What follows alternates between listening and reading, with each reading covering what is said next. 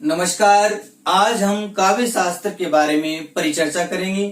काव्य शब्द की व्युत्पत्ति, काव्य शब्द का विकास किस रूप में हुआ, काव्य शास्त्र के प्रवर्तक कौन है, काव्य शास्त्र को हम संक्षिप्त में कालक्रम के अनुसार विभाजित करके जानने का प्रयास करेंगे। काव्य से संबंधित किन किन आचार्यों ने कौन कौन से सिद्धांत दिए हैं, उन सिद्धांतों के बारे में भी हम जानेंगे। तो सबसे पहले हम जानते हैं काव्य शब्द की व्युत्पत्ति के बारे में।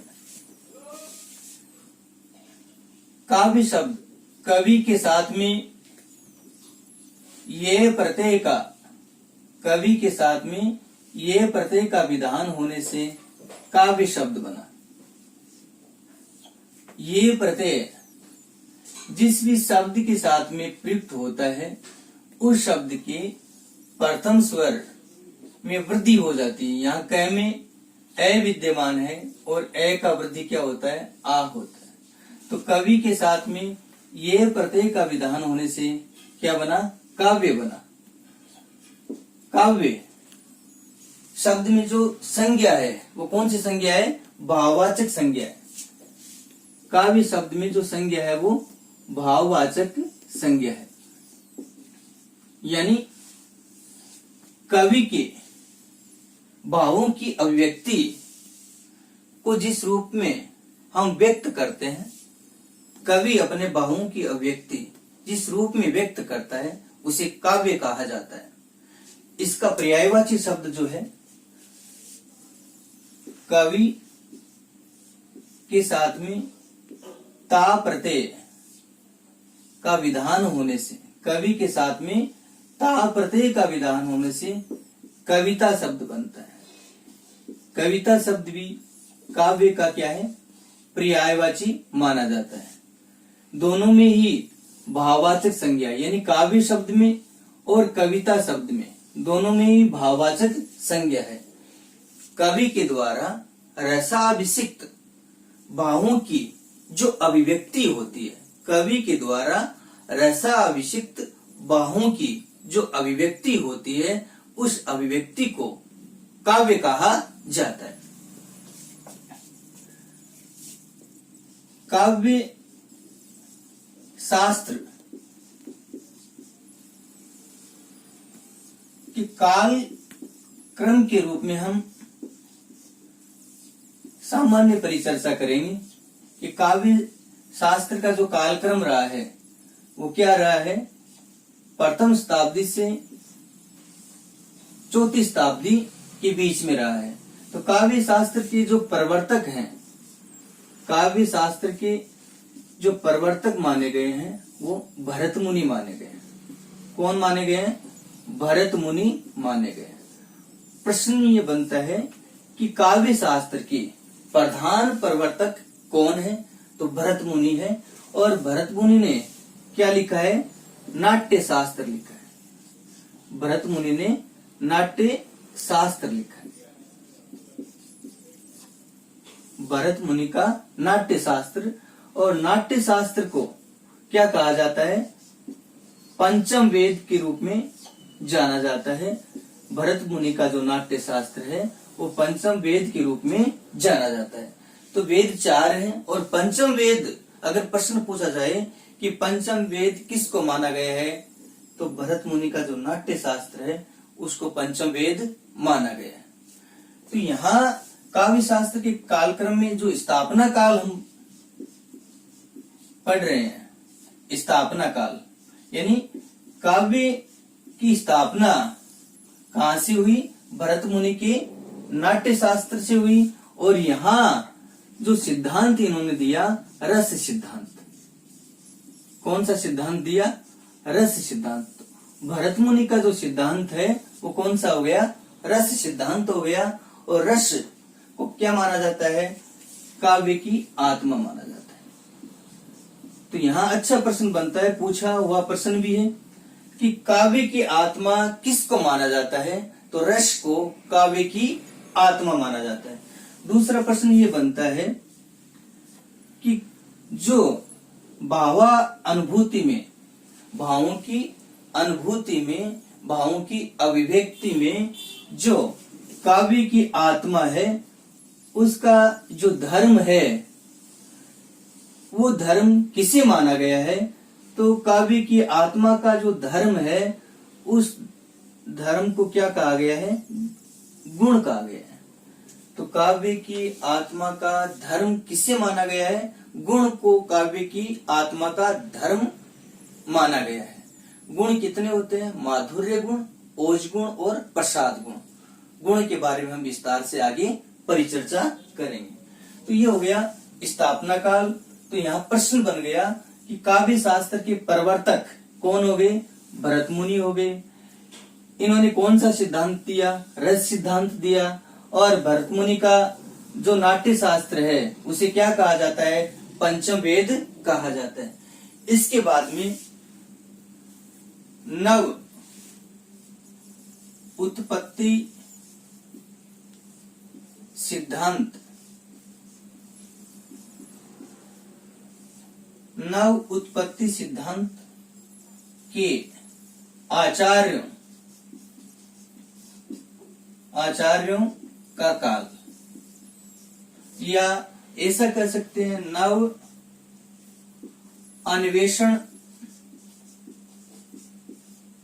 आचार्यों का काल, नव अन्वेषण काल कह सकते हैं सीधे रूप में। इसमें अनेक सिद्धांतों के प्रवर्तक आए। उन प्रवर्तकों ने अनेक सिद्धांतों को अपने अपने अनुसार उनको व्यक्त किया, उन सिद्धांतों की व्याख्या की। रस सिद्धांत को छोड़ करके कौन कौन से सिद्धांत इस काल में आते हैं? तो सबसे पहले आता है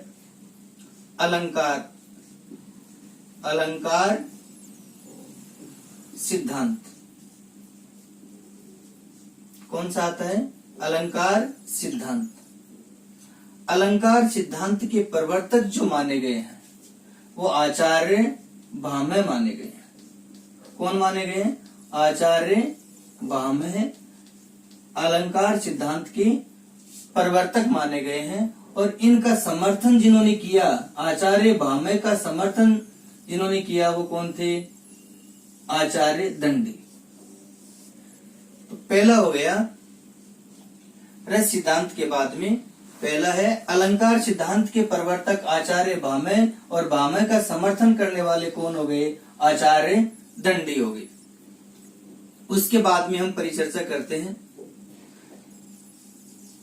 रीति सिद्धांत। रीति सिद्धांत, तो रीति सिद्धांत के प्रवर्तक जो माने गए हैं वो आचार्य वामन माने गए। रीति सिद्धांत के प्रवर्तक आचार्य वामन माने गए। तो अलंकार सिद्धांत के प्रवर्तक आचार्य भामह, समर्थन करने वाले दंडी। रीति सिद्धांत के प्रवर्तक आचार्य भामह। इसके बाद में ध्वनि सिद्धांत। ध्वनि सिद्धांत के प्रवर्तक कौन माने गए हैं? आचार्य आनंद वर्धनाचार्य। आनंद वर्धन या आनंद वर्धनाचार्य। तो ध्वनि सिद्धांत के प्रवर्तक कौन हो गए? आनंद वर्धन हो गए। उसके बाद में 4 नंबर जो है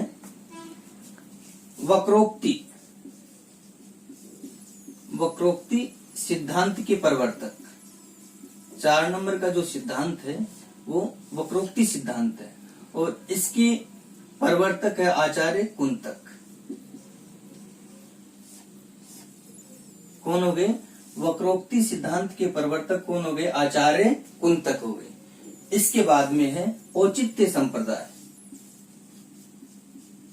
औचित्य संप्रदाय या सिद्धांत।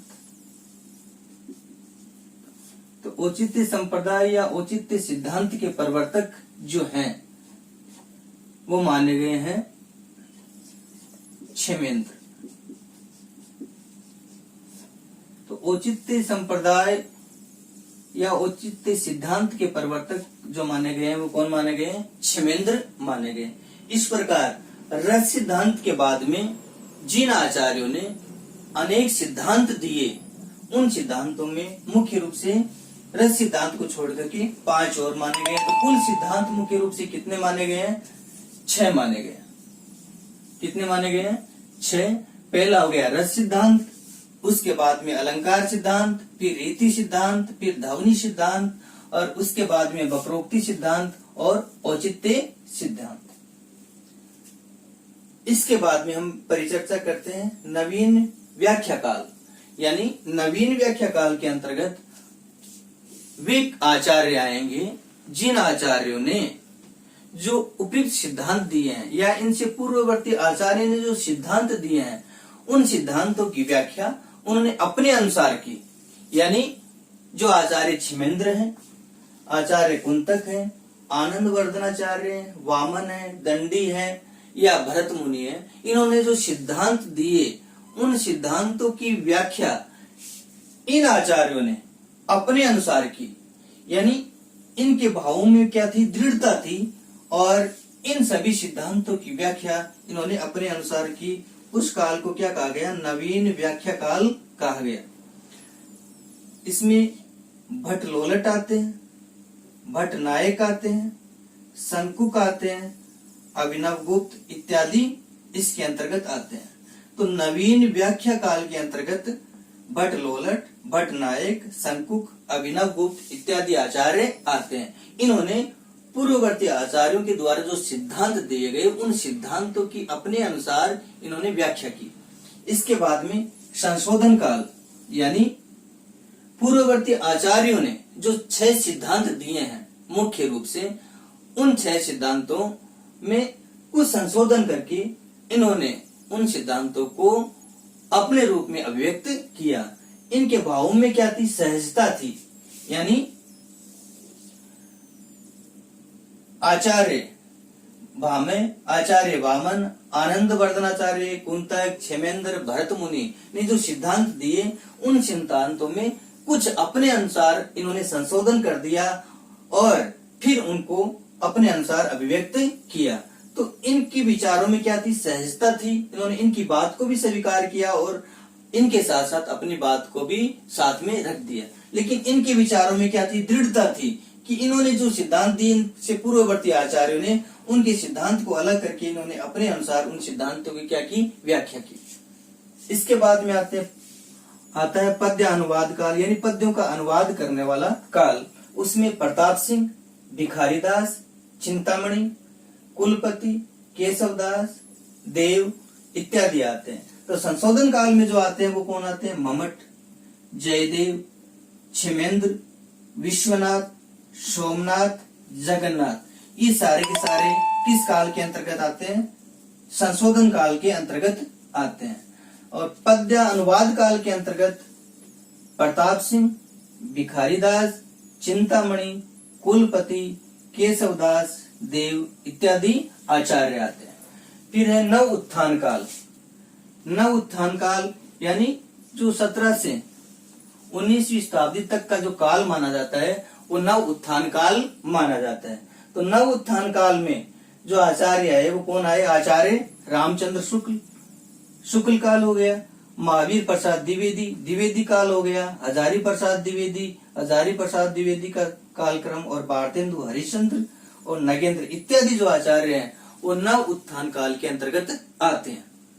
तो इस प्रकार हम संक्षिप्त रूप में जो काव्य शास्त्र है, उस काव्य शास्त्र के कालक्रम को हम विभाजित कर सकते हैं। तो पहला जो कालक्रम रहा वो प्रथम शताब्दी से चौथी शताब्दी तक हो गया। उसके बाद में नव अन्वेषण काल जो है वो 5वीं से 10वीं शताब्दी तक का जो काल है वो नव अन्वेषण काल हो गया।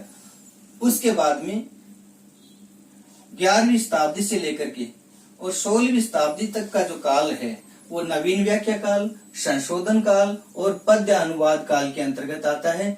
और इसके बाद में जो काल आता है वो 1700 से 1900 नव उत्थान काल को हम इस रूप में विभाजित कर सकते हैं।